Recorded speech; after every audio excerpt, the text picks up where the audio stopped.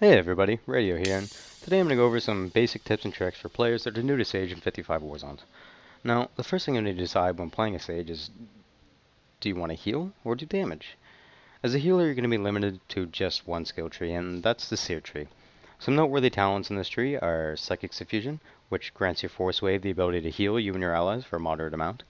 Conveyance, which causes your Rejuvenate to increase the critical chance of Benevolence and Healing Trance, as well as reduce the force cost of Deliverance and Salvation. Igris, which removes all roots and slows when using Force Speed. And Resplendence, which is a 3-stack ability, which for each stack you get a 33% faster cast time on your AoE heal, Salvation, and each stack can individually be used to cause Noble Sacrifice to activate without degenerating your force. Now, as a healer, I generally like to constantly keep my bubble up, which also as the spec, you can see if spec'd into it, your Force Barrier and Force Armor will heal you for 1% of your health every second for as long as they last, which is very nice for keeping yourself topped off. Now, with pretty much every healing in your rotation, you're going to want to start off with Rejuvenate to get that Conveyance buff I was talking about.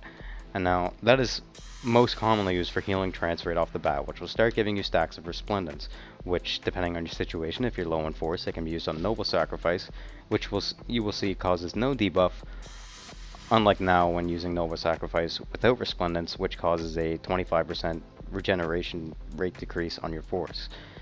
Now, this also stacks, so it's very important to try and only use Noble Sacrifice when you have Resplendence up. But at the same time, you want to try and use your Resplendence as much as you can for your AoE heal, because it will cause it to not take so long to cast, as that is a very long cast time in PvP, and it is very easy to be interrupt, knocked back, or stunned.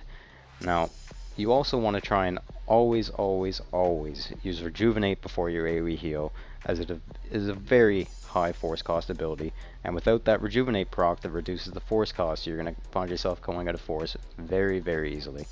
So generally, when you start off your fight, you're going to want to use your bubble, you're going to want to use Rejuvenate, you're going to want to use Healing Trance, and then usually you will bubble one of your teammates, use Rejuvenate again, and drop an AoE for the team, which then you can use for cover, and maybe use Healing Trance again, and use the AoE heal to cover the health loss that you lose from Noble Sacrifice.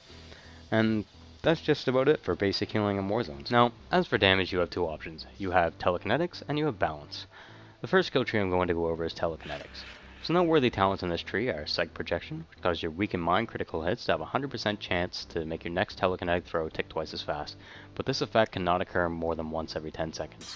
Tidal Force, which causes your Disturbance and Turbulence to have a 60% chance, and Force Quake to have a 20% chance when dealing damage to immediately finish the cooldown on your telekinetic wave and cause your next telekinetic wave to activate instantly and cost no force. Force Wave, which gives your knockback a 5% root, but this knockback is broken after 2 seconds by direct damage. And Turbulence, which is a very hard-hitting casted ability that will instantly crit on any targets affected by your weakened mind dot. Now, here's a short clip of me playing Telekinetics. In this clip, I fight a Balanced Sage, Last Magic Sorcerer. I start off with Weakened Mind and then Turbulence. Here, I should have interrupted his Crushing Darkness, because I had too many dots on me to cleanse it off, but generally it's better to let people cast that dot on you and instantly cleanse it off, rather than waste your interrupt. Here he's about to gain a small advantage, because he uses his stun on me and I did not break it, where when I use my stun on him, he breaks it instantly. Usually this is worth it in the long run though, as you're usually better off not using your stun break if you don't have a full resolve bar. A close fight, but by using the terrain I'm able to come back for the final blow after using my Force Armor. The second spec for dealing damage is Balance. The noteworthy talents in this tree are Force and Balance. This is an AoE ground target ability that deals a decent amount of damage to up to 5 targets. Telekinetic Balance. This ability removes the cooldown from your telekinetic throw. Presence of Mind. This makes it so when your telekinetic throw deals damage, you have a 30% chance to gain the Presence of Mind buff. This makes it so your next Disturbance or Mind Crush activates instantly and deals 35% more damage. Force Suppression. This makes it so all targets affected by your Force and Balance take an extra 20% damage from your next 15 periodic damaging abilities. And Sever Force, this is a high damage, 18-second damage over time ability, and for the first 2 seconds your target is rooted. And now here's a quick clip of me playing Balance.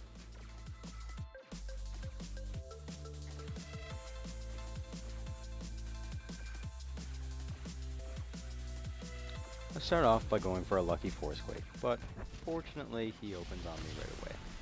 The first thing I did was put a dot on him so he couldn't vanish, and then I slowed him. And then I force fed away to gain some distance. After that, I proceed to put all of my dots on him. He counters this by using Resilience and then Banishing, so he can get the upper hand. Now when he opens, I then use Force and Balance, and then root him, but he counters that by stunning me. After the stun ends, I stun him, use my Mental Alacrity for a quick telekinetic throw, and finish him off with a project. Now, here I saw there was a scoundrel coming, so I decided to line of sight the corner ramp so that he could not easily stop my cap. And that's that. Well everyone, that's it for my first episode in the Basics for Beginners series. If you enjoyed the video, don't forget to hit the like button and subscribe for more guides and gameplay videos.